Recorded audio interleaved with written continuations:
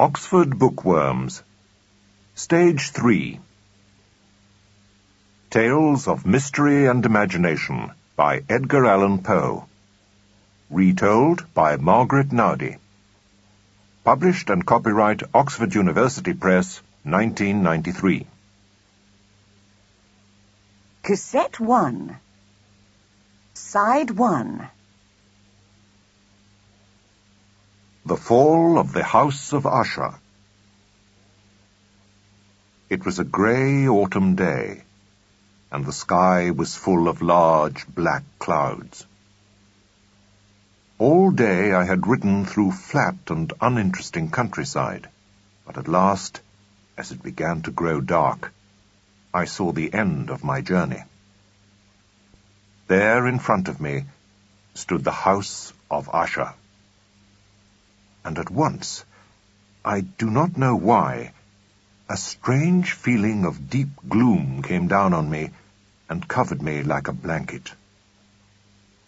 I looked up at the old house with its high stone walls and narrow windows. I looked around at the thin, dry grass and the old, dying trees, and an icy hand seemed to take hold of my heart. I felt cold and sick, and could not think of one happy thought to chase away my gloom. Why, I wondered, did the House of Usher make me feel so sad? I could find no answer. There was a lake next to the house, and I rode my horse up to the edge and stopped. Perhaps from here the house would not seem so sad, so full of gloom. I looked down into the mirror of dark, still water, and saw again the empty, eye-like windows of the house, and the dying trees all around it. The feeling of gloom was stronger than ever. It was in this house that I was going to spend the next few weeks. Its owner, Roderick Usher, had been a good friend of mine when I was a boy. I had not seen him for many years, but recently he had sent me a letter, a sad and terrible letter. He wrote that he was ill in body and ill in mind, that he wanted and needed to see me. I was his only friend, the only person who could help him in his illness. Although we had been good friends when we were young, I knew very little about him. He had never spoken much about himself, but I knew that he came from a very old family, of which he was the last living man.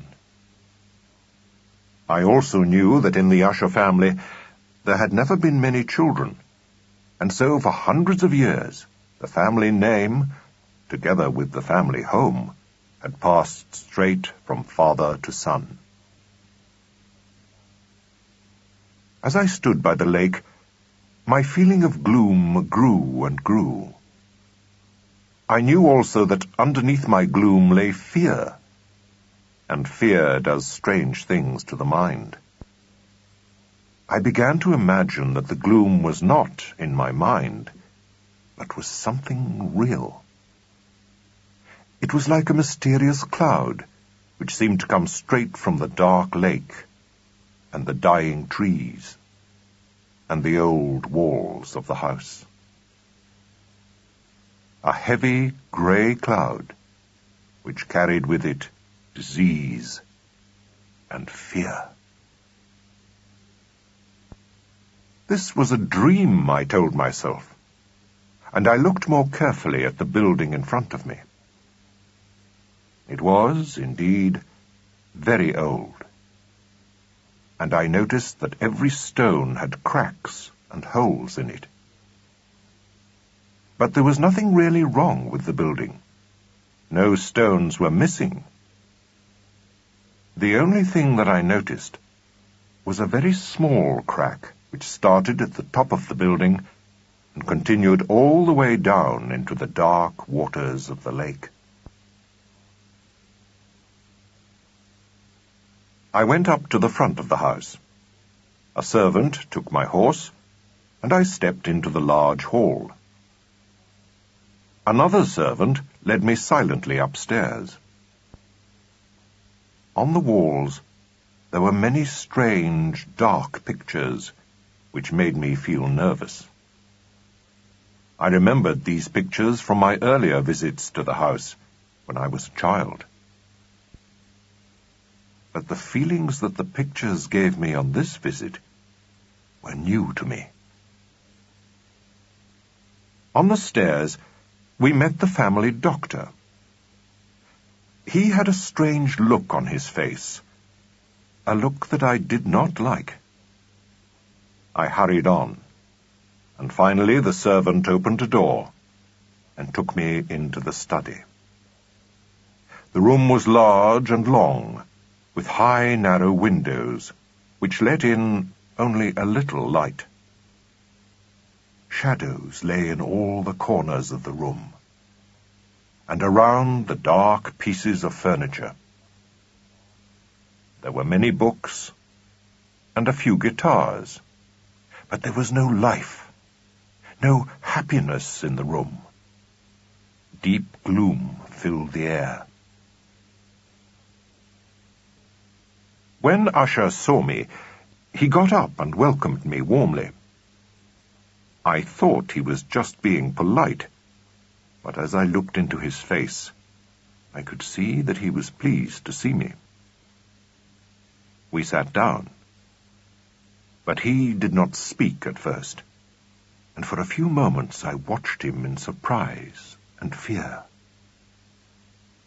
He had changed so much since our last meeting. He had the same pale, thin face, the same eyes, large and clear, and the same thin lips and soft hair. But now his skin was too white, his eyes too large and bright, and he seemed a different man. He frightened me, and his long, wild hair looked like a ghostly cloud around his head. I noticed that my friend was very nervous, and that his feelings changed very quickly. Sometimes he talked a lot. Then he suddenly became silent, and did not say a word for many hours. At other times he found it difficult to think, and his voice was heavy and slow, like the voice of a man who had drunk too much.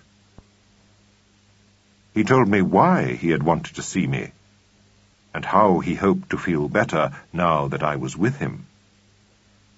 He had, he explained, a strange illness which had been in his family for a long time. It was a nervous illness, which made him feel everything much more strongly than other people. He could only eat food that was almost tasteless. He had to choose his clothes very carefully, because most of them hurt his skin. He could not have flowers in his room, because their smell was too strong for him.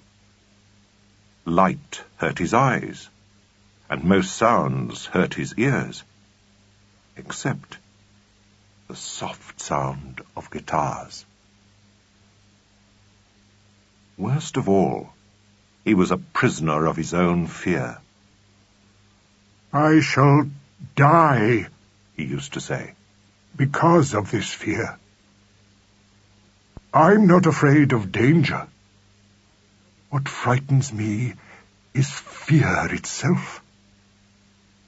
At the moment, I am fighting against fear, but sooner or later, I won't be able to fight any more."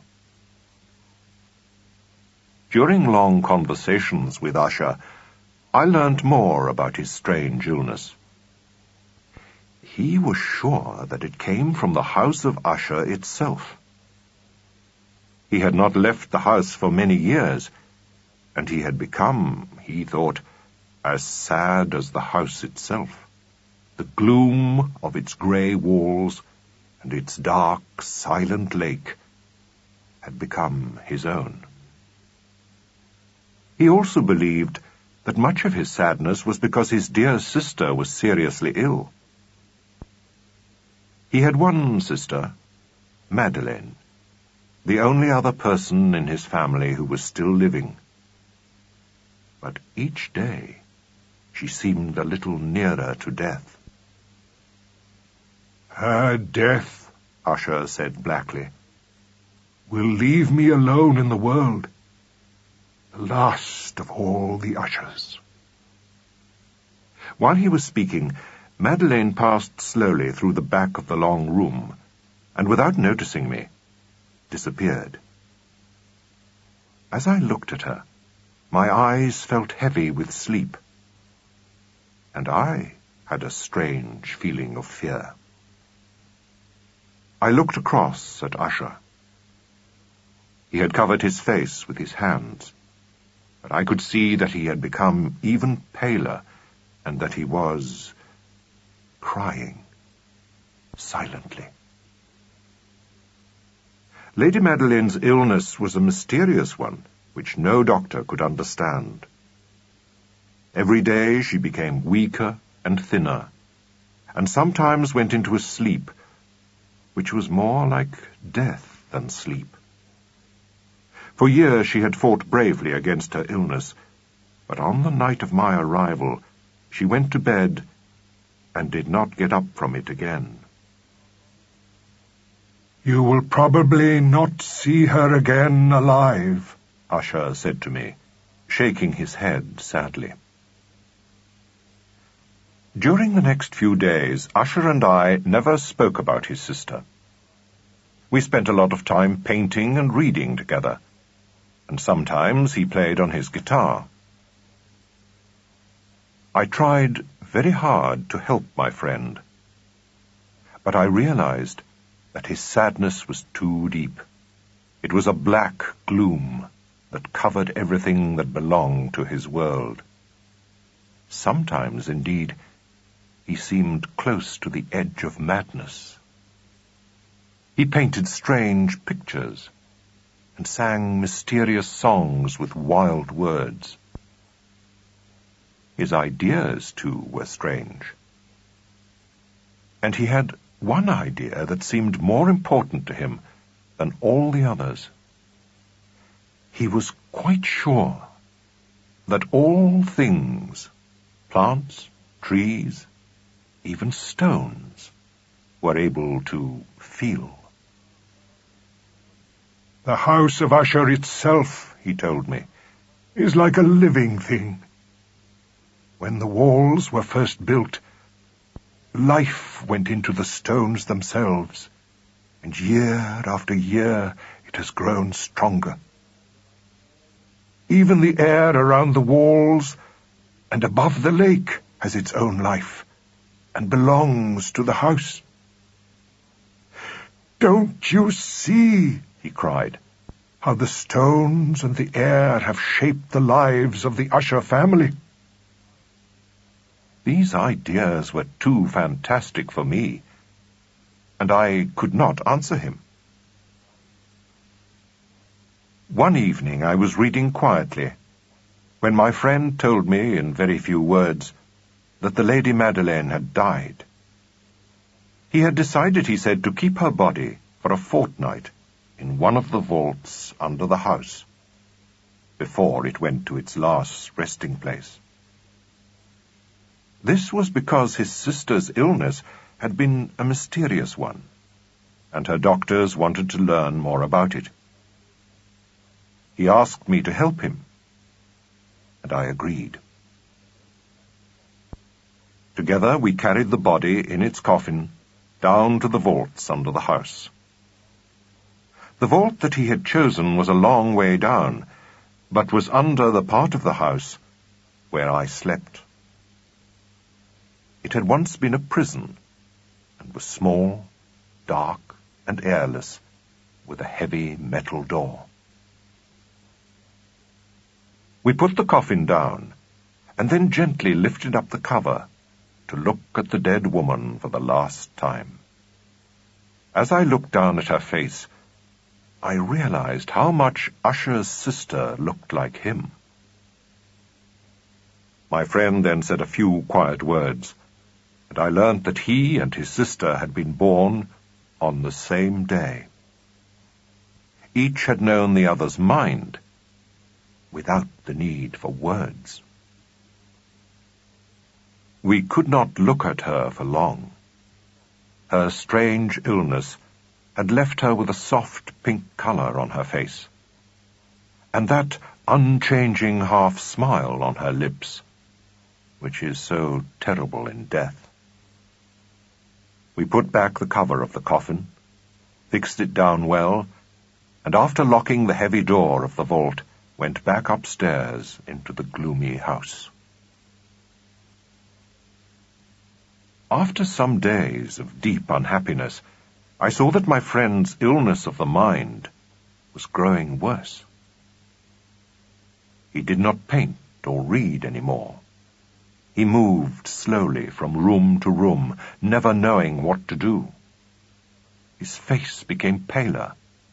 The light disappeared from his eyes, and his voice often shook with fear when he spoke. Sometimes I thought he was trying to tell me some terrible secret. At other times, I thought he was going mad. He used to sit for hours, looking at nothing, listening to nothing, except the sounds in his own mind.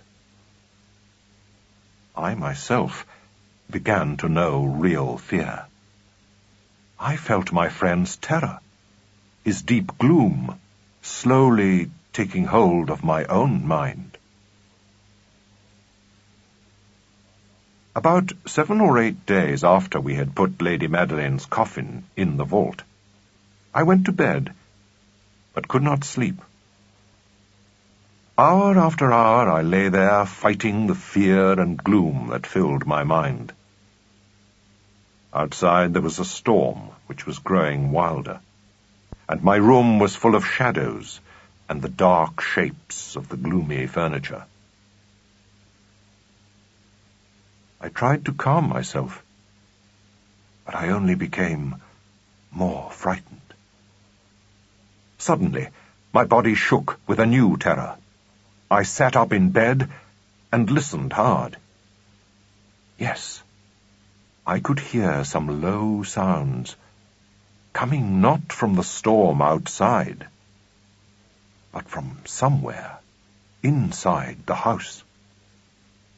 Quickly I put on my clothes and started walking up and down the room, trying to shake off my terrible fear. Then I heard a knock on my door, and Usher came in. His face was as white as it had always been, and there was a kind of madness in his eyes. The look on his face frightened me terribly, but at the same time I was pleased not to be alone any more. For some moments he looked around without saying a word. Then, suddenly, "Have you not seen it? No? Then wait. You must see it." he hurried to the window and opened it. The wind from the violent storm outside crashed into the room, nearly knocking us to the floor. It was indeed a wild but strangely beautiful night. The wind seemed to be going in circles around the house, and huge, heavy black clouds chased each other, first this way, then that way. We could see no moon and no stars, but a pale, ghostly light lay around the house. "You mustn't! No, you must not watch this!" I cried to Usher. I pushed him gently away from the window and to a seat. "It's only a storm, and the cold night air will be dangerous to your health. Let's close the window and read together. Look, Here's one of your favorite books. I will read to you, and you can listen, and so we will pass this terrible night together." The book which I had picked up was The Sad, Mad Life of Sir Launcelot Canning. It was not really one of Usher's favourite books, but it was the only one that I had near me. So I started to read it. It was a wild, fantastic story, but I hoped that my reading would make Usher calmer and less afraid. He listened to me, indeed, but with a kind of mad seriousness that I found frightening. I read for a while, and reached the place in the book where Ethelred broke down the door of the old man's house. Now Ethelred decided he could wait outside in the storm no longer. He lifted his heavy stick and beat against the wooden door until he had made a hole. Then, with his hands, he pulled the door to pieces.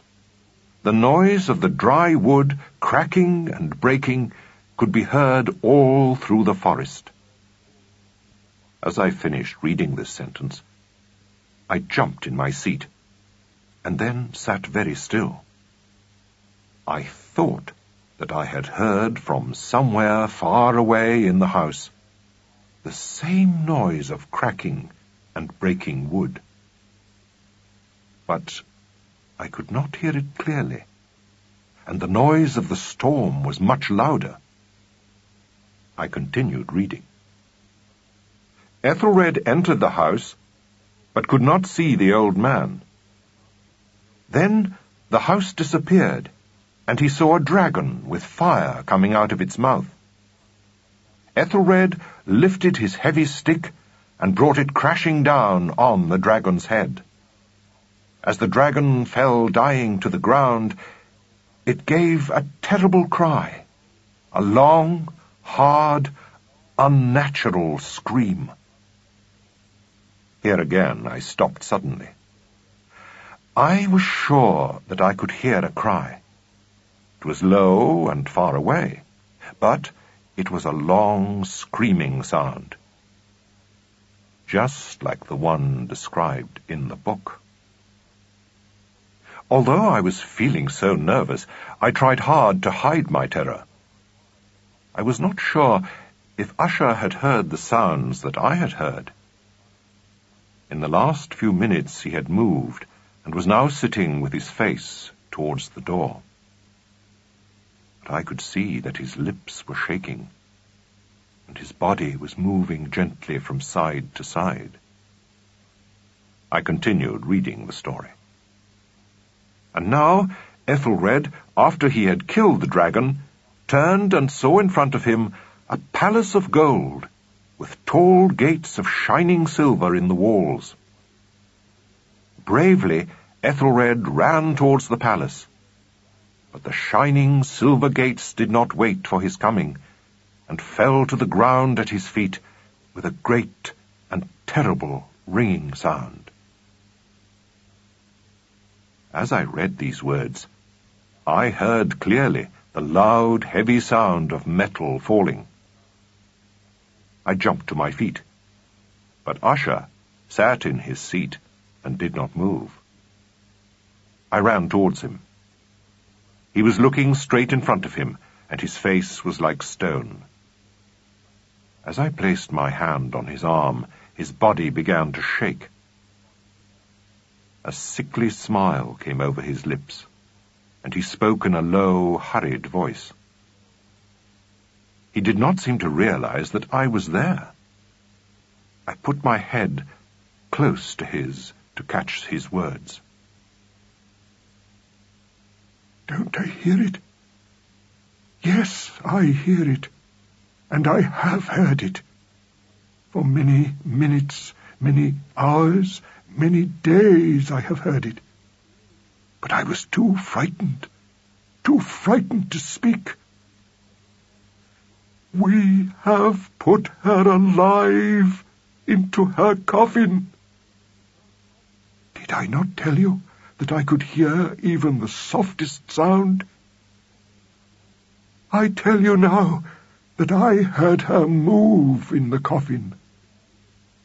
I heard the sounds many days ago, but my terror was too great. I could not speak. And now, tonight, when you read about Ethelred breaking the old man's door, about the cry of the dragon and the falling of the gates, it was, in fact, the breaking of her coffin, the scream of metal as she broke open the vault, and the ringing crash as the metal door fell to the floor. Oh, where can I escape to? Is she hurrying towards me at this very minute? Is that her angry footstep that I can hear on the stairs? Can I hear the heavy and terrible beating of her heart? Madman! He jumped up and shouted, screaming out his words like a man dying in terror. Madman! I tell you that at this minute she is standing outside this door! As he screamed these words, the heavy door was thrown open by the strong wind. There, outside the door, dressed in the white clothes of the dead, stood the tall figure of the Lady Madeleine of Usher. There was blood on her hands, her arms, her torn white clothes. Every part of her body showed the marks of her long fight to escape from the coffin. For a moment she stood there, shaking, moving slowly from side to side. Then, with a low cry, she fell heavily onto her brother. And in the moment of her now final death, he fell with her to the floor. A dead man, killed by his own terror. From that room, and from that house, I ran in horror. Outside, the storm was still violent, and as I ran past the lake, a sudden wild light shone around me. I turned to see where this strange light was coming from.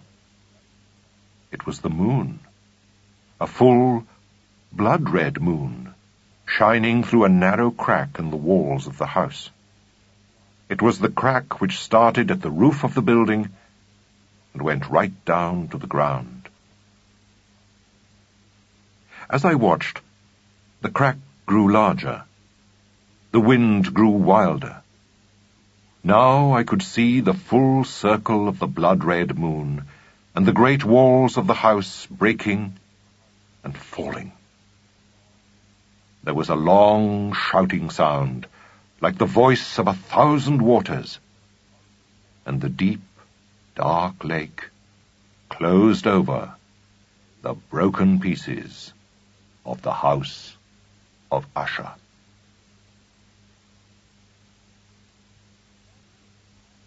End of side 1.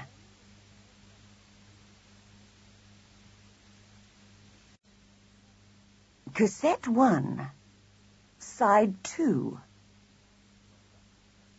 The Black Cat. I know you will not believe this story. Only a madman could hope that you would believe it. And I am not mad. But, as I'm going to die tomorrow, I would like to tell my story to the world today. Perhaps someday, somebody more calm and less excitable than me will be able to explain it. I have always loved animals. I loved them deeply, from the very first days of my life. When I was young, we always had many animals in our house, and so I used to spend most of my days playing with them and taking care of them. As the years passed, I grew into a quiet, gentle man, and my love for animals grew too. I found that they were more friendly, more honest than most men. Animals were always my best friends. I got married when I was quite young. Luckily, my wife loved animals too, and she used to buy me many animals as presents. In fact, our house was always full of animals. We had birds, fish, a dog, chickens, and a cat. This cat, whom we called Pluto, was a large black cat. He was a beautiful animal, and he was also very clever. I loved Pluto more than I loved all my other animals. I wanted to do everything for him myself, so I never let my wife take care of him. I used to play with him and give him his food, and he followed me everywhere I went. For several years, Pluto and I were the best of friends. But during this time, my life slowly changed. I became a heavy drinker, and my need for alcohol soon grew into a terrible disease. I was often angry and violent. I began to shout at my wife, and I even started to hit her. My animals, too, felt the change in me. I stopped taking care of them, and sometimes I was even cruel to them. But I was never cruel to Pluto. As time passed, my disease grew worse, and soon even Pluto was not safe from my violence. One night I arrived home late. I was very, very drunk. When Pluto saw me, he tried to run away from me, and this made me angry. I caught him by his neck and shook him. He, in his fright, bit me on the hand. At once, a wild, terrible anger filled me, and I could feel nothing except burning hate. Slowly, I took a knife from my pocket, opened it, and then carefully cut out one of Pluto's eyes from its socket. I shake today as I write these words down. Every time I remember that day, I still feel sadness and pain. When I woke up the next morning, I felt ashamed of what I had done. But this feeling was not strong enough to make me change my life. I continued to drink, because it was too difficult for me to stop. Soon, I had forgotten what I had done.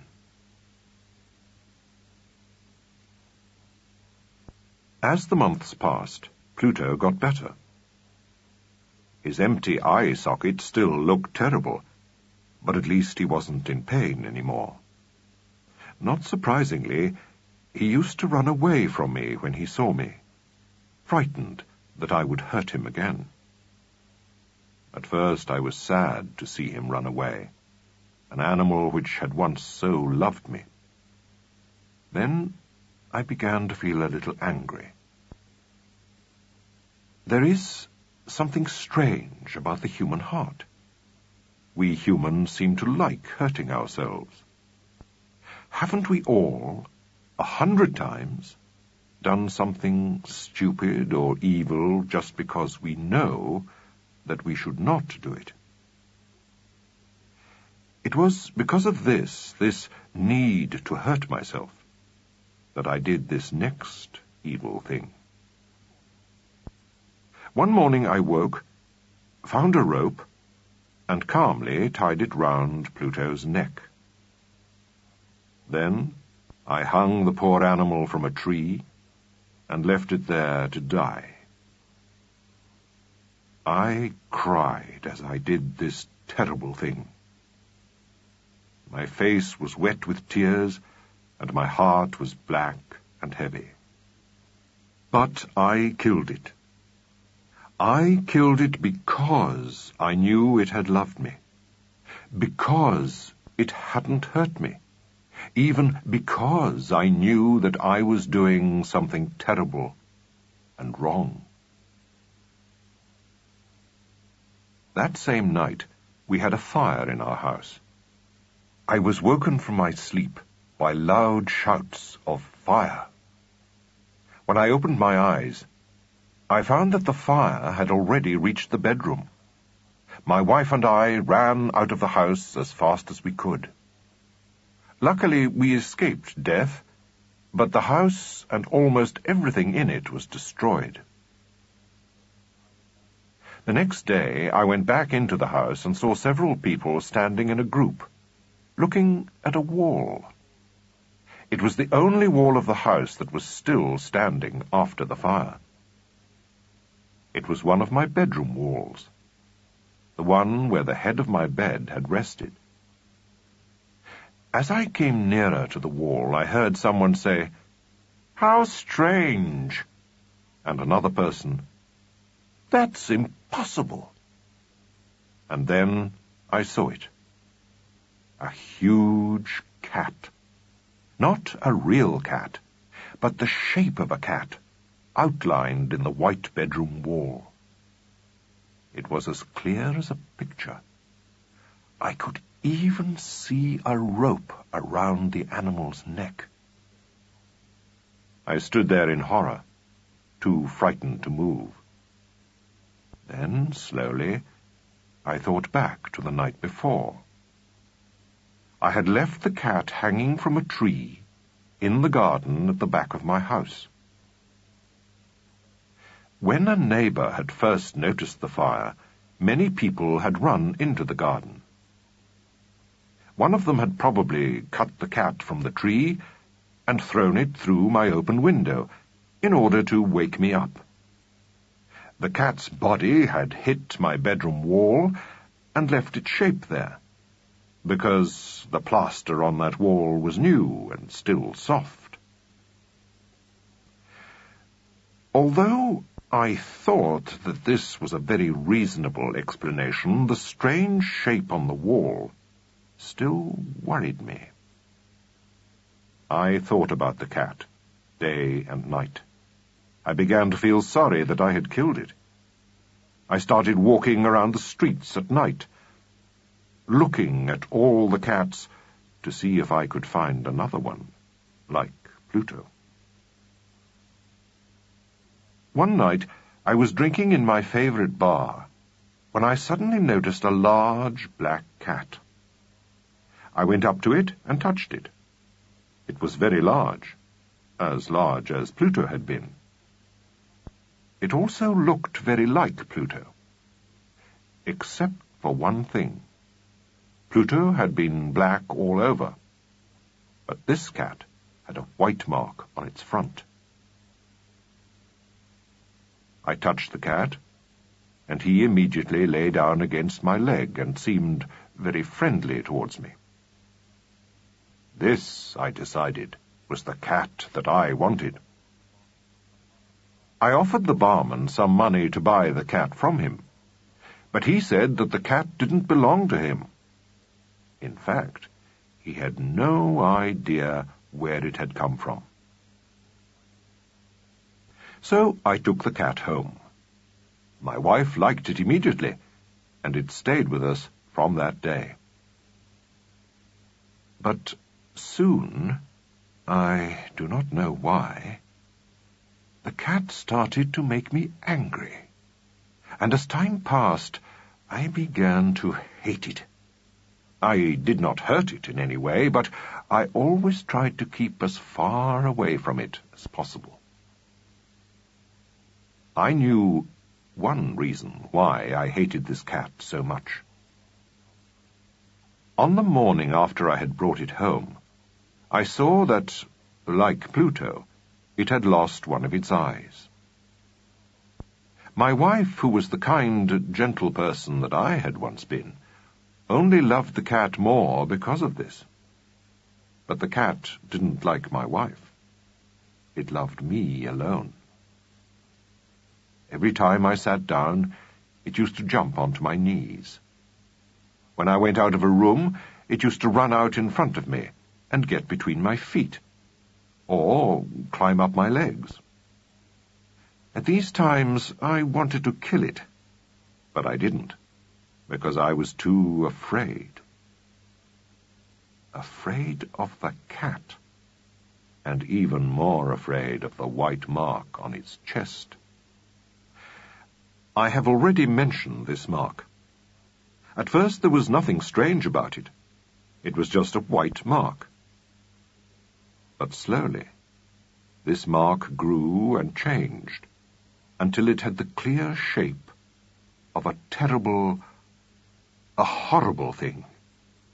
I find it difficult here in my prison to write the word. It was the shape of the gallows. Yes, those horrible wooden posts from which they hang men by a rope around the neck. As each day passed, my fear grew and grew.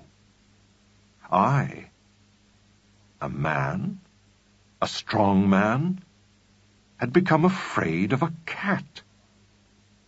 Why was I so frightened, so worried by a stupid animal? Day and night, I could get no rest. I had the most terrible dreams, and my mind turned to dark, evil thoughts. I hated everything, everybody, and life itself. One day, my wife and I needed to get something from the cellar underneath the house. The cat followed us down the steps and threw itself in front of me. I almost fell on my face, and mad with anger, I took hold of an axe and tried to kill the animal. But my wife caught my arm to stop me. Then anger exploded in my mind. I turned and drove the axe deep into her head. She fell dead on the floor, without a sound. After this horrible murder, I calmly made plans to hide the body. I knew I couldn't take it out of the house, either by day or night, because the neighbors would see me. So I had to think of other ways. I could cut the body up into very small pieces, and then burn them in a fire. I could hide the body under the floor, or I could put the body in a box, and then ask someone to carry the box away. Finally, I thought of a better idea. I decided to hide the body behind the walls of the cellar. I knew immediately which wall to choose. There was a wall in the cellar round the bottom of an old chimney, which was no longer used. This wall had bricks in the front and back, but was empty in the middle. I started work at once. I took out some of the bricks from the front wall and carefully put the body against the back wall. Then I put back the bricks and covered them with plaster. I made sure that the plaster did not look new, and soon the wall looked just the same as all the other walls. When I had finished my work, I looked at the plaster. "I've never done a better piece of work," I said to myself happily. I then looked around for the cat, to kill it. It had brought too much unhappiness into my life. and so it too must now die. I looked for it everywhere, but it had disappeared. I was free at last. That night I had a deep, peaceful sleep. I, who had just killed my wife, slept well. 3 days passed, and still the cat did not appear. I was now a happy man, happier than I had been for a long time. I wasn't worried by what I had done. People had asked a few questions, and the police had visited my house, but they had found nothing. On the 4th day, the police visited again, and began to search the house. They looked into all the rooms, and then went down into the cellar. I went with them, feeling calm and safe. I watched them as they looked everywhere. They seemed quite happy that there was nothing there, and they got ready to leave. I was very happy. I was sure that I was safe, but I wanted to say something, just a word or two, to show how unworried I was.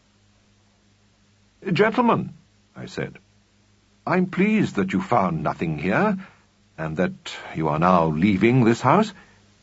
But let me show you something, gentlemen. Do you see how well built this house is? These walls, you will notice, are very strong." As I said these words, I knocked on the wall with a stick. The wall where I had hidden my wife. At that moment we heard a sound. It was a strange sound, unlike anything I had ever heard before. The sound was soft at first, almost like a baby crying. Then it grew louder and louder, and turned into one long, endless scream. It was like a cry rising from hell. The policemen looked at me, then at one another. They ran to the wall and started pulling out the bricks as fast as they could. In minutes, the wall was down, and there, for all to see, was the body of my dead wife. On top of her head, with a red, open mouth and one burning eye, sat the black cat, the animal which had made me a murderer, and which would now send me to my death. I had put the horrible thing into the wall, alive, with my wife.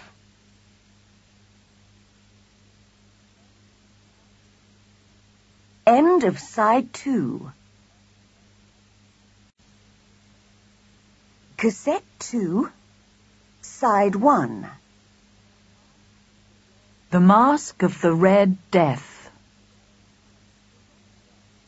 The Red Death had been in the country for many, many years. No disease had ever been so deadly. People called it the Red Death because it left blood, red, horrible blood, on the body and face of each person it visited. And no one, if visited, was ever left alive. Once a person was touched by the Red Death, he immediately felt pains, and soon afterwards started to bleed from every part of his body. In 30 minutes, he was dead. After that, no one, not even his family, went near the blood-covered body. Everybody was afraid of the Red Death. Everybody except the fearless Prince Prospero. He refused to be troubled by it. Although half the people of his country had already died from this terrible disease, he continued to enjoy life to the full. One day, he decided to invite 1,000 of his strong and brave friends to stay with him in one of his castles, far out in the countryside. There, the Red Death would not be able to touch them. It was a huge and extraordinary castle, built to Prince Prospero's own plan. It had strong, high walls and great gates of heavy metal. Now, when the prince and his friends arrived at the castle gates, they went inside, locked the gates carefully, and threw away the keys. In that way, no one would be able to enter or escape. They were all there together, far away from the Red Death. Now they could forget the world outside and think only of themselves. They had everything they needed to amuse themselves because the prince had forgotten nothing.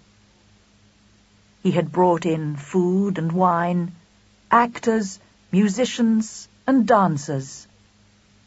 All of this, and life itself, was inside the castle. Outside lay the Red Death. Towards the end of the 5th or 6th month, while the Red Death was at its most deadly outside, the prince gave a wonderful masked ball for his friends. It was a wild and wonderful ball.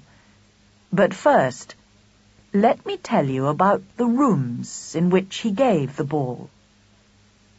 There were 7 rooms in all. In most castles, of course, the rooms for great parties or dances join each other end to end. In this way, when the doors at the end of each room are opened, the 7 rooms become one huge room, and you can see from the first room right through to the last one. In Prospero's castle, it was different. Each room turned suddenly round a corner into the next. So if you were standing in one room, it was impossible to see into the other rooms. In the middle of each wall, on the right and left, there was a tall, narrow window opening onto the closed passage which ran along beside all 7 rooms. Each window was made of different-coloured glass, and the colour of the glass was the same as the colour of the room that it opened onto. The first room, for example, was blue, and so its windows were also a deep blue. The second room was purple, and so the windows too were purple. The third was green, with green windows. The fourth, orange. The 5th, white. And the 6th, violet. The 7th room was black. Its walls were black. Its thick, heavy carpet was also black. But its windows were red, a deep blood red. There were no candles in any of the rooms. The only light came from fires in hanging metal baskets, which were in the passages outside the rooms. Each fire was opposite a window, and so the light from the fire shone through the coloured glass and filled each room with strange and fantastic shadows.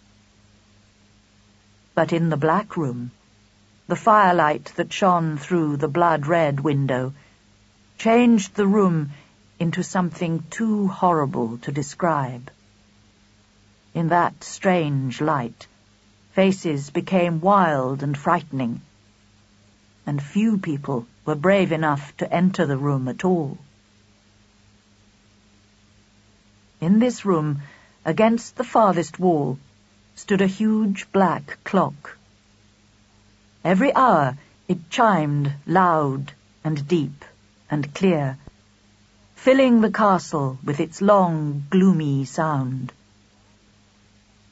And while the clock chimed, the musicians stopped playing, and even the wildest dancers stood still, in silence and fear, listening to the passing of another hour. But when the chiming stopped, people looked at each other and laughed, trying hard to pretend that they had not been frightened. Happiness came into the castle again, until the clock chimed the passing of the next hour, and the same fear returned. Prince Prospero's ball, although given in these strange rooms, was wild and happy. The prince had planned everything: the colours, the paintings on the walls, even the cloaks and masks worn by each one of his friends. He had chosen all the clothes with the greatest of care, putting together the beautiful and the ugly, the strange and the fantastic, the surprising and the frightening. Each man and woman was dressed like a terrible dream, and in and out of the rooms these dreams walked and danced, their clothes changing colour each time they entered a different room. But no one was brave enough now to enter the black room.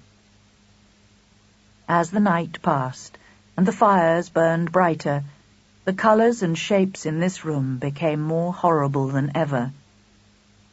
The black carpet and walls seemed full of gloom, and the deep chimes of the black clock sounded even more frightening.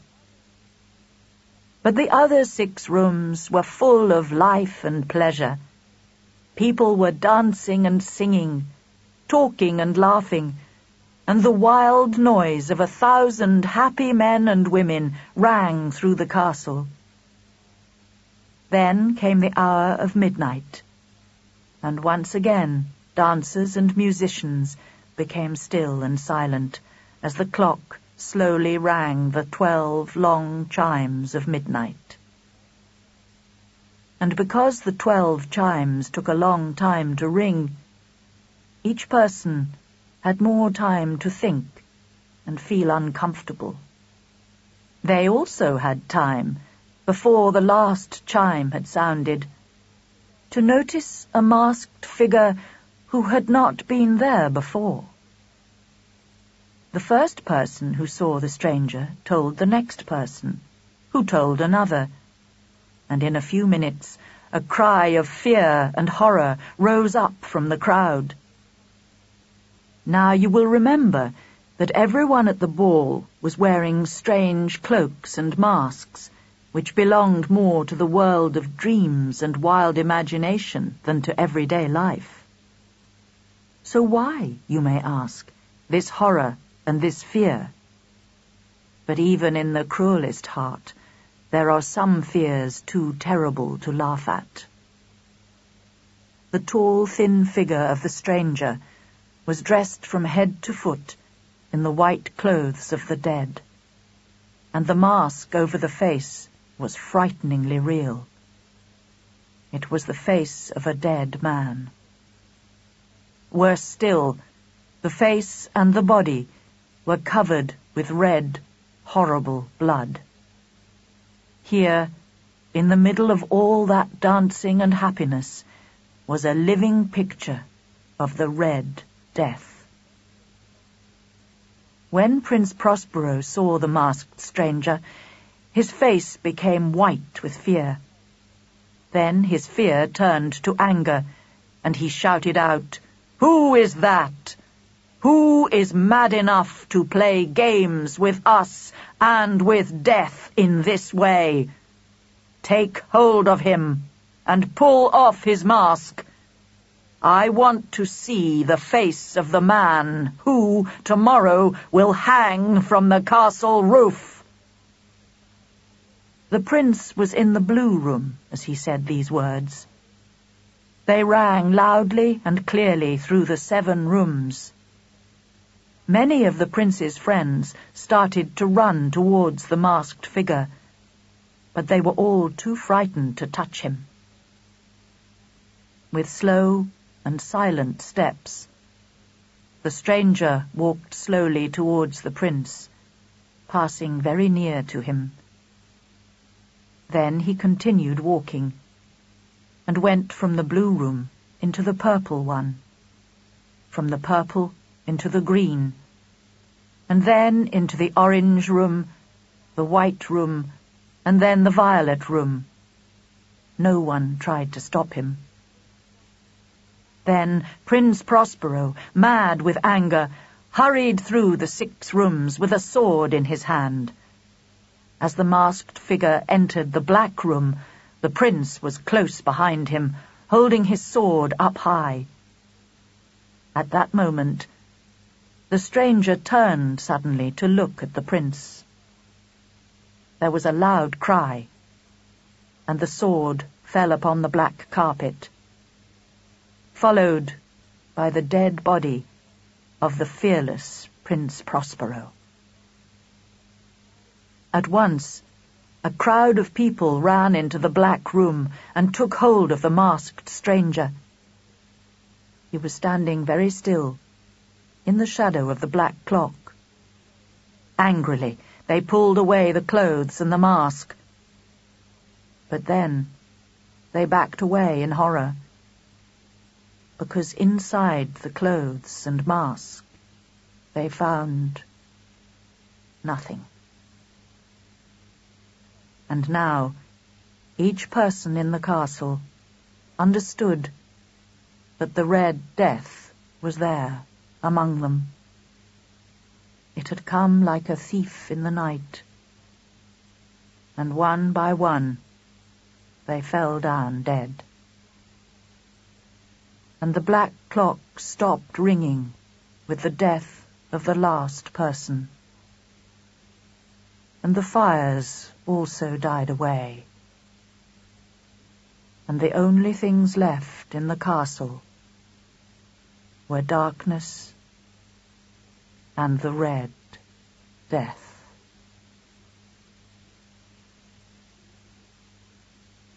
William Wilson. William Wilson is not my name, but I shall use it in this story because my real name is too well known, too hated in every corner of the world. My evil crimes have made sure of that. And as the day of my death comes nearer, I feel the need to write, to explain to you how my life of crime began. Most men become evil slowly. They start with little crimes, and then move on to bigger ones. But I am different. I moved into real crime with just one big step. Has any man lived a life as evil as mine? But now the shadow of death fills me with fear. Day and night I have the most terrible dreams.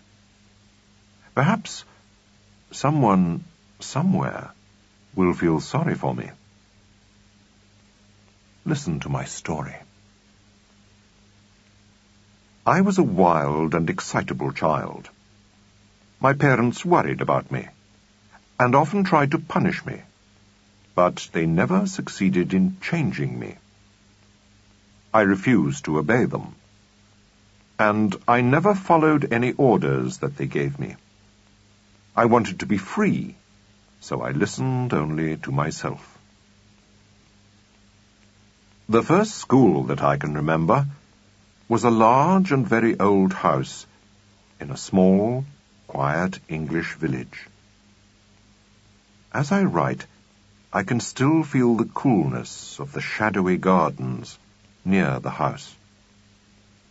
I can smell the sweetness of the flowers, and hear the deep sound of the church bells as they rang every hour. These feelings give me some moments of happiness, as I sit here in black misery, waiting for death. In fact, it is here, in this school, that my story really begins. The school building was large and old. The big gardens were closed in by a high wall, with broken glass at the top, just like a prison. We only went out 3 times a week. On Saturday afternoons, we took a walk in some fields near the school, under the watchful eye of one of our teachers. On Sundays, we went out twice, morning and evening, to go to the village church. I was not bored or unhappy during my life at school. Children can amuse themselves very easily. And in my imagination, I lived an exciting life, full of mystery and interest. But in the real world, the days were always the same. We woke up and went to bed. We walked in the fields and played in the playground. The playground was indeed a very special place. It was a place where friends were made and lost. A place always full of trouble and excitement. I was the kind of boy who liked to give orders, not to take them. I always wanted to win every game, every fight, and to be first in everything. All the other boys, even those a bit older than myself, were happy to follow and obey me. All, that is, except one. His name was the same as mine, so I shall call him William Wilson, too. We were not from the same family, but we both had the same name. This was not surprising, because my name was not an unusual one. This William Wilson refused to obey me. He argued with me, both in class and in the playground, and tried to stop the other boys from following me. Actually, I think I was the only boy who realized what he was doing. He did everything very cleverly and silently, and in this way nobody really noticed it. But I noticed what he did, and I was frightened by it. I was afraid that Wilson was stronger than I was. I became worried and angry when I saw the other boys follow him instead of me. But Wilson was always cool and calm. Nothing never troubled him. He seemed to want one thing only, to see me frightened and unhappy. But at the same time, I sometimes noticed that he showed a friendliness towards me, which was most unwelcome to me. It is difficult for me to describe my feelings towards Wilson. I didn't hate him, but neither did I like him. I think that more than anything, I felt afraid of him. At the same time, I wanted to know more about him. I wanted to find something that frightened or worried him. But I could find nothing. There was nothing strange in the way he looked or walked. Nothing, that is, except for one thing: his voice. His voice was strange. When he spoke, he could never speak loudly. In fact, he never spoke above a whisper. Wilson was quick to find the one thing that I really did not like. It was my name. Although I come from an old and famous family, my name is a very everyday one. It could belong to any unimportant workman. I had always hated my name, But now I hated it even more, because both of us had the same name. I heard it twice as often. And there was something that worried me even more deeply. We seemed to look alike as well. We were as tall as one another. We were both thin, and even our faces were alike. Because our names were the same, I knew that the older boys thought that we were brothers. But nobody seemed to notice that we looked alike. But Wilson noticed it, and he also saw that I was angry about it. Nothing ever escaped him. He always knew my deepest feelings. After a while, he started to dress like me, and even to walk like me. Luckily, he could not speak like me when I spoke loudly, but when I spoke in a whisper, his whisper was just like mine. All these things troubled me deeply. I could see that Wilson enjoyed making me angry, and he used to laugh at me secretly. Strangely, the other boys never noticed how he made fun of me, and copied me in every way. I was the only one who noticed it. Very often, he used to give me advice, telling me quietly what I should do, or what I should say.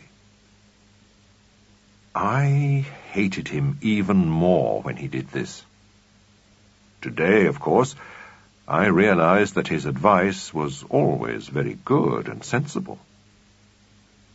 What a pity that I never followed it. As time went by, I became more and more angry with him. Why should he, or anyone, give me advice?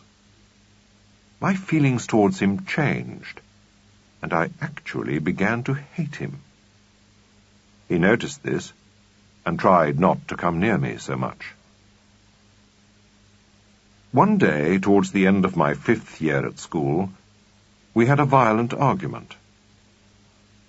While we were arguing, he showed his feelings more openly than usual. And a very strange idea came into my mind. I thought, how can I describe it?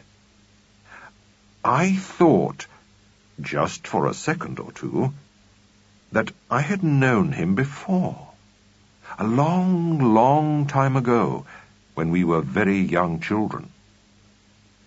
It was, as I say, a strange and very stupid idea, and I forgot it as quickly as I could. But that night, when everyone was asleep, I got out of bed. Then I walked through the dark building with a small lantern in my hands, until I reached Wilson's room. I left the lantern outside and went near to his bed. Yes, he was asleep. I returned to get my lantern and went back to his bed. I had planned to do something cruel to him while he slept. But as I looked at the sleeping boy, my heart beat faster, and I was filled with fear. Was this really what William Wilson looked like? Did he look just the same when he was awake? I knew that he was as tall as I was. I knew, too, that he walked like me, and talked like me, and copied me in every way that he could. But was it possible that the person in that bed looked so like me in every way? I began to shake with fear, and my body turned ice cold. Surely he couldn't look like this. Was I really looking at a boy who was not just a copy of me, but I was more frightened than I had ever been in my life. I went silently out of his room, left the school building, and never returned there again. After several lazy months at home, I was sent to Eton, one of the most famous English boys' schools. There I soon forgot William Wilson and the strange fears I had felt. If I thought about them at all, I used to laugh at myself. My life at Eton lasted for 3 wild and evil years. I learnt to be clever and secret, and was interested only in new ways of amusing myself. I chose the worst kind of students for my friends, and spent all my time in evil enjoyment. One night, when I was in my 3rd year, I invited some students to a party in my rooms. We drank and played cards all through the night. As well as the wine, we had other, perhaps more dangerous pleasures. As the first morning light started to appear, I suggested a new evil amusement. Then I noticed that somebody was opening my door, and I heard a servant's voice. "There's somebody outside who wants to speak to you, sir. He seems to be in a hurry." I walked with difficulty to the hall, as I was feeling very drunk with the wine. It was still too dark to see clearly, but I could just see the shape of a young man. He was as tall as I was, and was wearing the same clothes as myself. I could not see his face. He came up to me and whispered the words, "William Wilson," in my ear. I knew the voice at once. It was impossible to mistake it. Those 2 words were enough to fill me with fear. Before I could look into his face, he had disappeared. The meeting only lasted a few seconds, but for some weeks I could not forget it. I thought of it all the time. Who and what was this William Wilson? Where did he come from? What did he want from me? My questions stayed unanswered, but I did discover one thing. I learnt that William Wilson had left my last school on the same day that I myself had run away from it. Soon I forgot about him again, and not long afterwards I went up to Oxford University. My parents were not sensible people, and they always gave me a lot of money. I was able to live a fashionable, expensive life, and to choose as my friends the sons of the richest families of England. There was nothing at all to stop me now. I spent my money wildly, and passed my days and nights in dangerous and exciting pleasures. At Oxford, I spent a lot of my time gambling. I became, in fact, a most clever and successful gambler. No better than a thief. I played cards in order to win money from the other students, and become even richer. Of course, I was careful to play only with students who were bad at playing cards.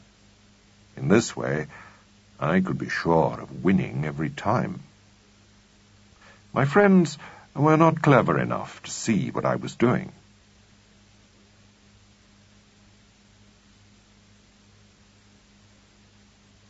End of Side 1. Cassette 2. Side 2. In my second year at university, I met a new student called Glendinning. He came from an old English family and was one of the richest students in the university. I soon realized that he was very unintelligent, and because of this, he was, of course, a very suitable person for me to gamble with. I started to play cards with him often, and for some time I made sure that he always won.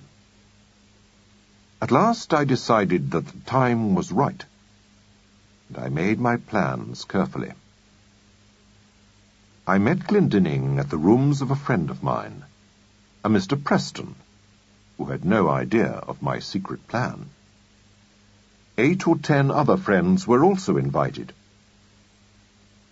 In this way, Glendinning had no idea that I planned to gamble with him that evening.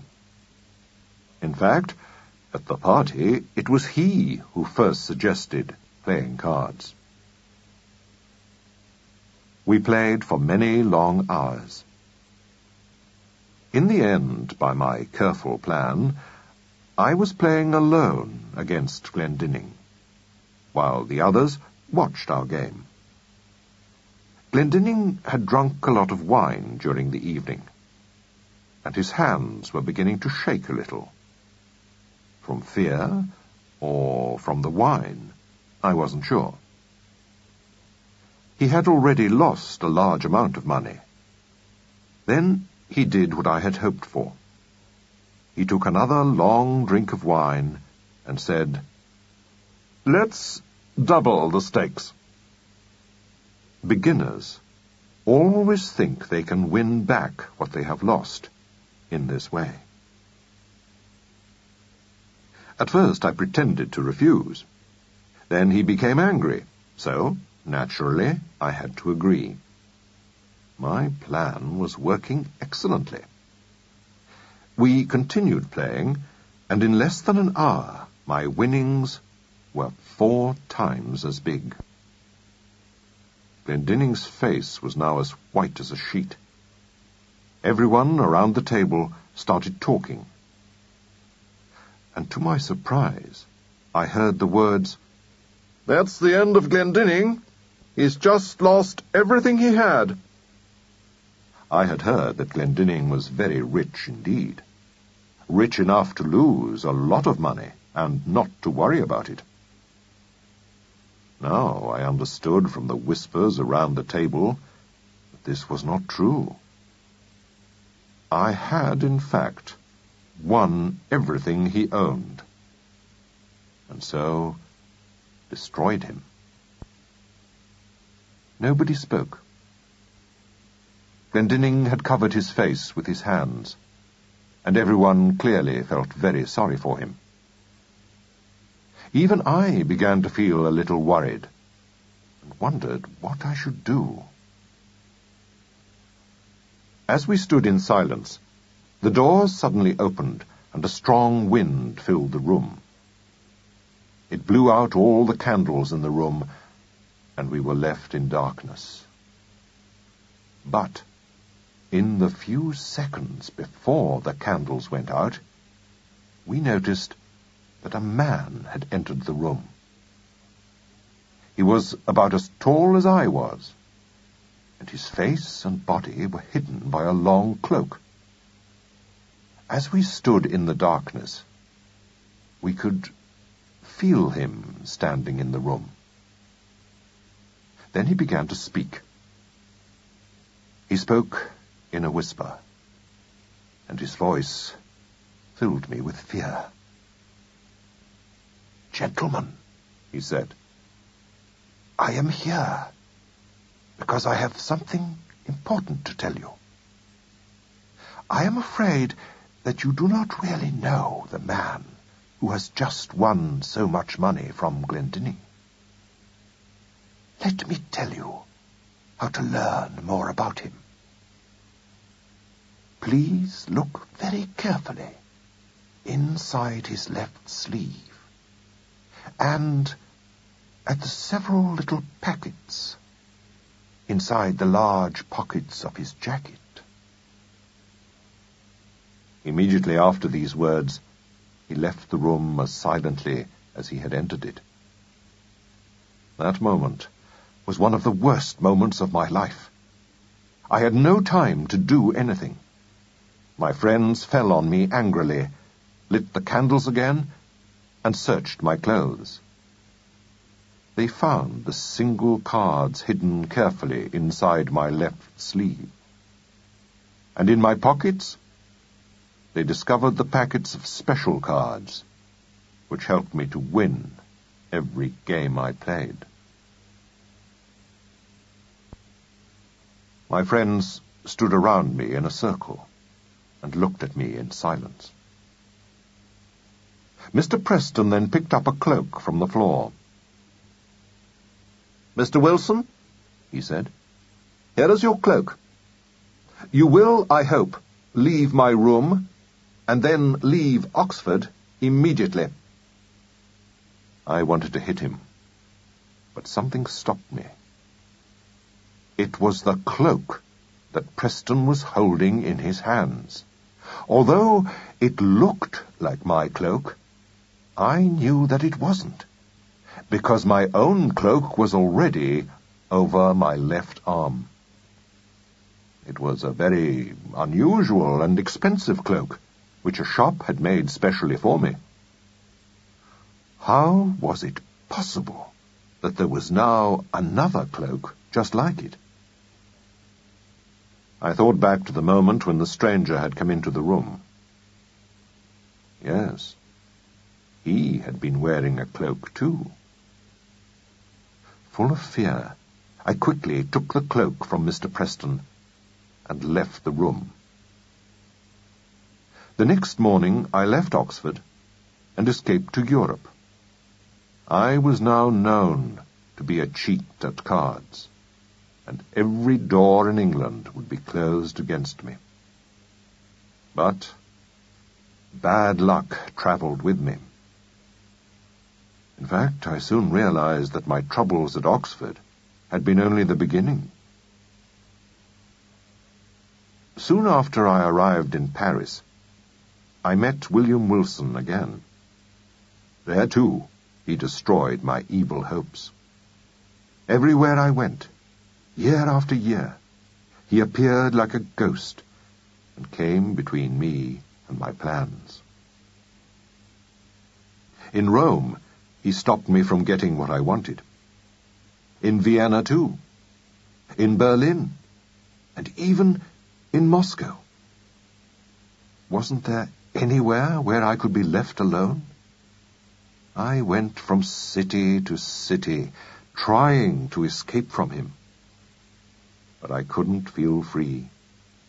I couldn't be alone. He followed me everywhere. Again and again I used to ask myself these questions. Who is he? Where does he come from? What does he want from me? But I could find no answer.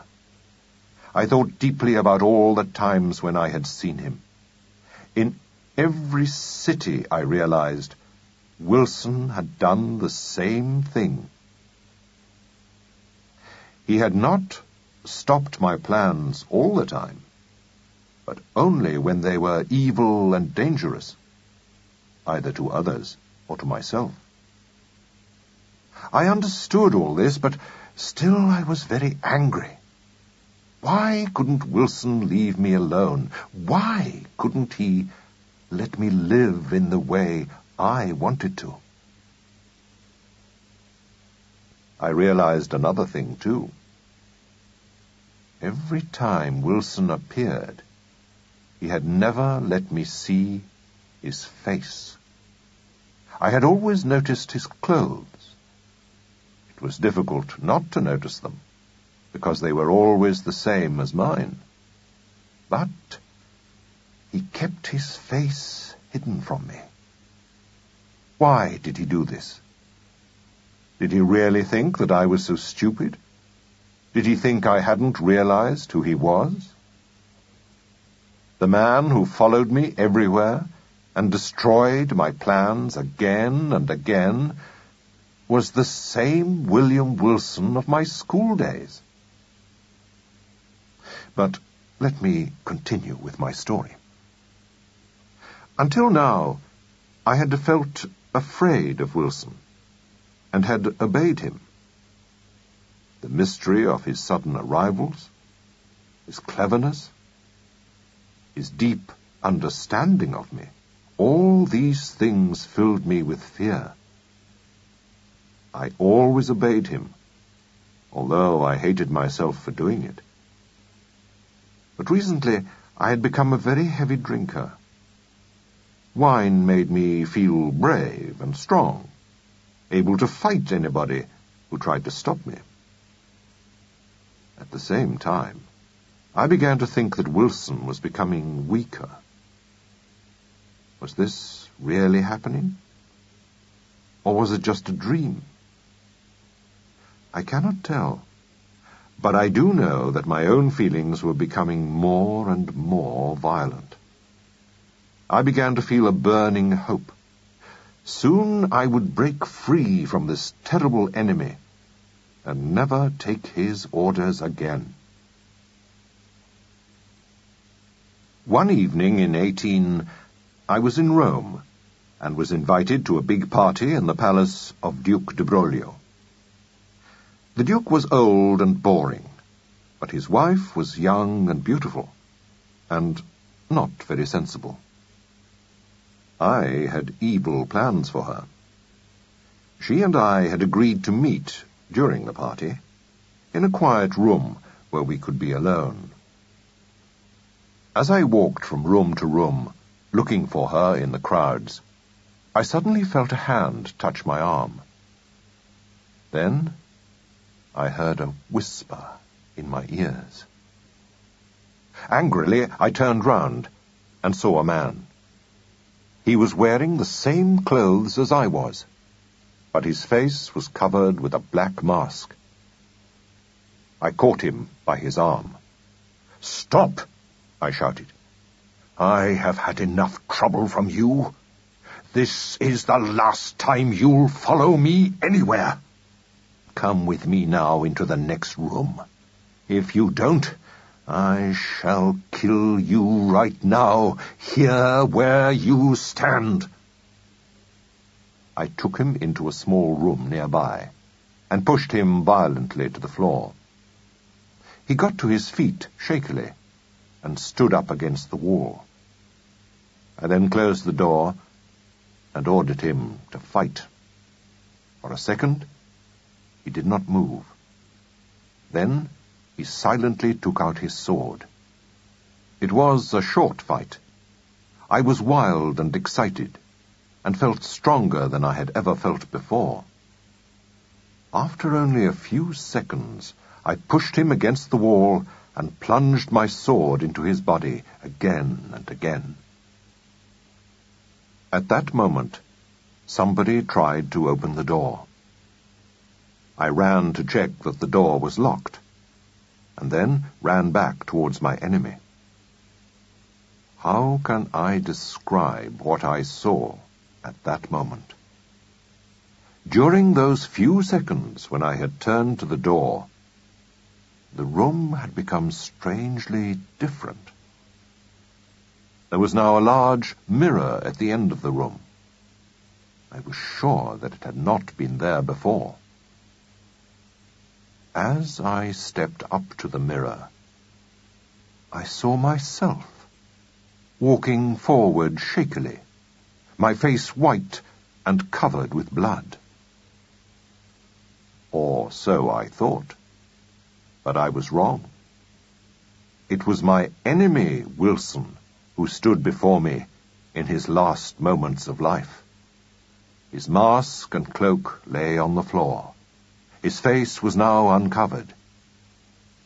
And I saw in terror that his face was my own.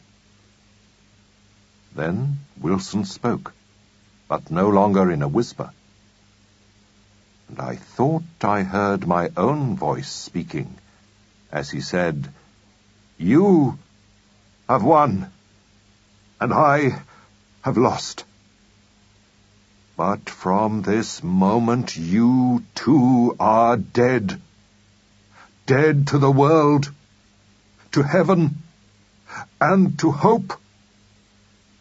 You lived in me, and in my death, look in my face, which is your own, and see how you have murdered yourself."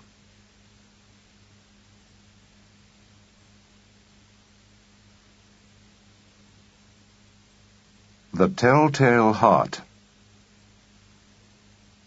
It is true that I had been, and I am, very nervous. But do you really think that I am mad?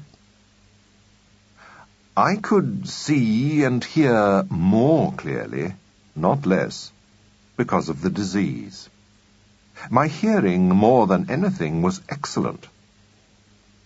I could hear all things, things in this world and things in heaven. I heard many things in hell, too. So how can I be mad? See how clearly and calmly I can tell my story.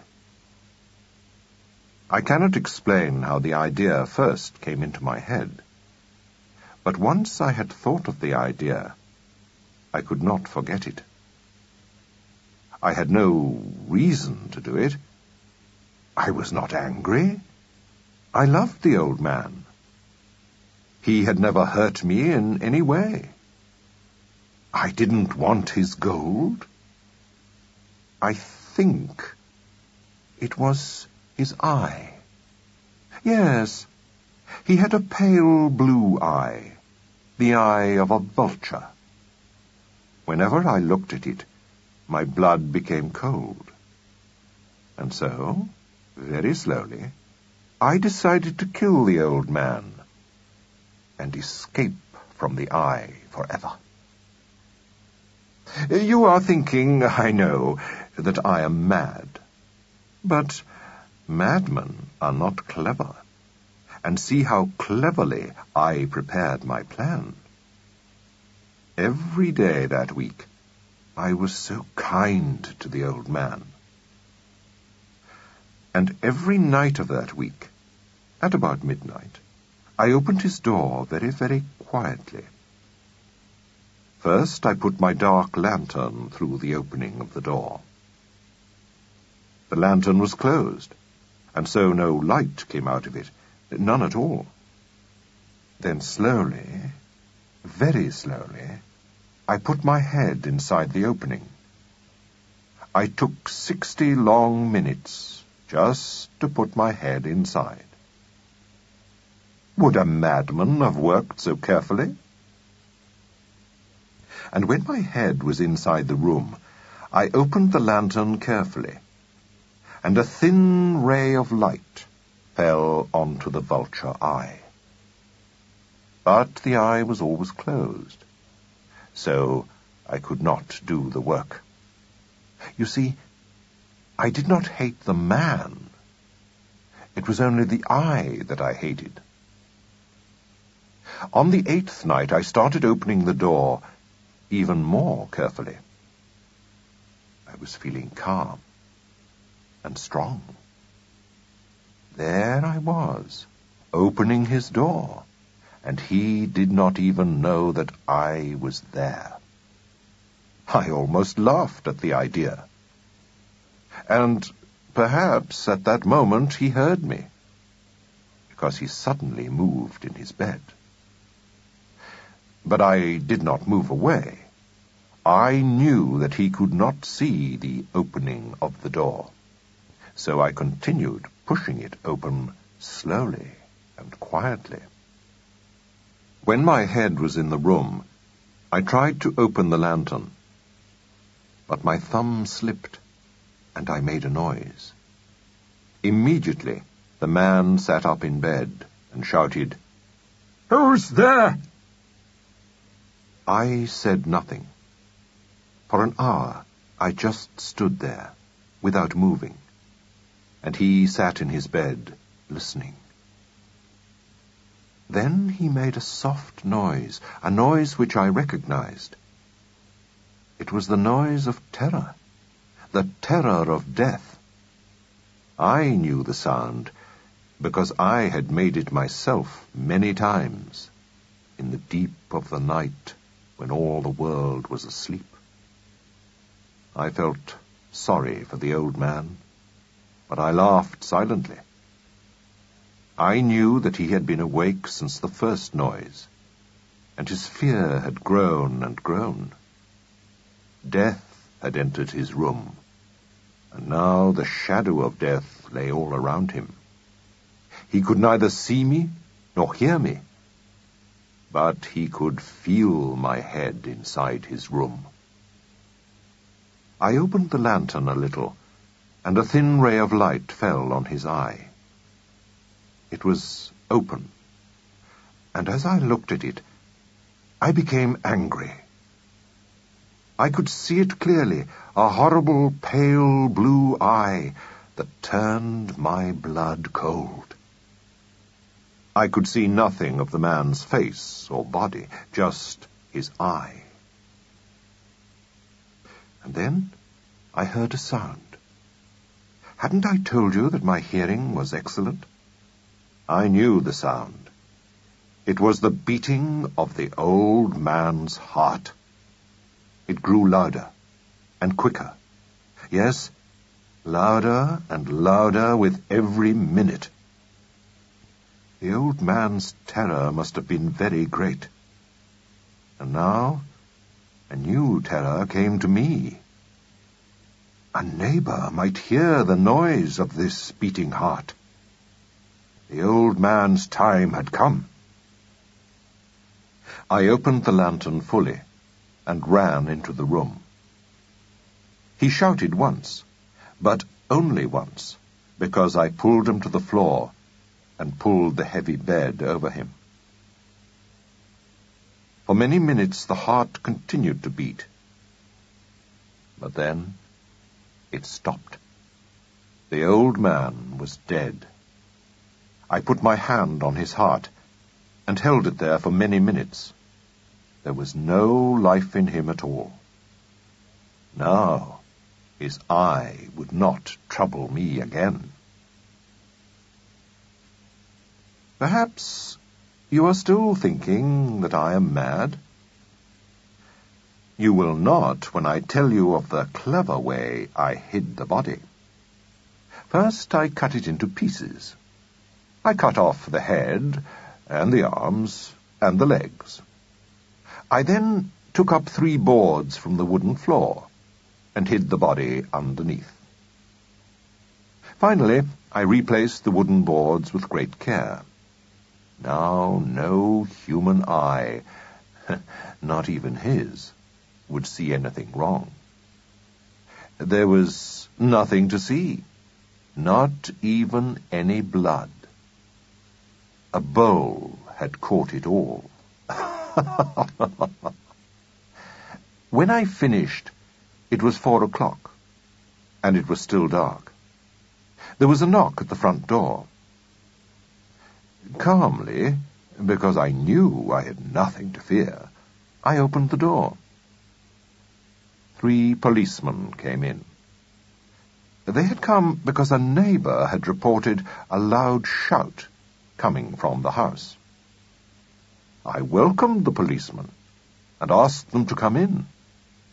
I explained that it was I who had shouted, in a dream. The old man, I said, was away in the country. I took them round the house and asked them to search it well. Then I took them to the old man's room and showed them all his things. I brought chairs into the room and invited them to sit down and rest a while. Calmly, I put my own chair on the place where I had hidden his body. The policeman seemed happy. They could see from the way I spoke that all was well. They continued talking, but I began to get tired. My head ached, and there was a ringing noise in my ears. I wanted the men to go away, but they continued to talk. The ringing became louder and clearer, and then I realized that the noise was not in my ears. I became very pale and started talking more loudly. But the noise became louder too. What could I do? It was a low, soft sound, like the sound made by a watch when it is covered in cotton. I spoke more loudly. The noise became louder too. Why, oh, why didn't the men go away? I walked up and down the room. I became angry. I argued. I threw the chair onto the floor. But the noise continued to grow louder, louder than every noise I made. And the men went on talking and smiling. Was it possible that they hadn't heard the terrible noise? No. No. They heard. They knew. They were only pretending that they hadn't heard the noise. I was sure of this. I still am. And I hated their smiling faces. I felt that I must scream or die.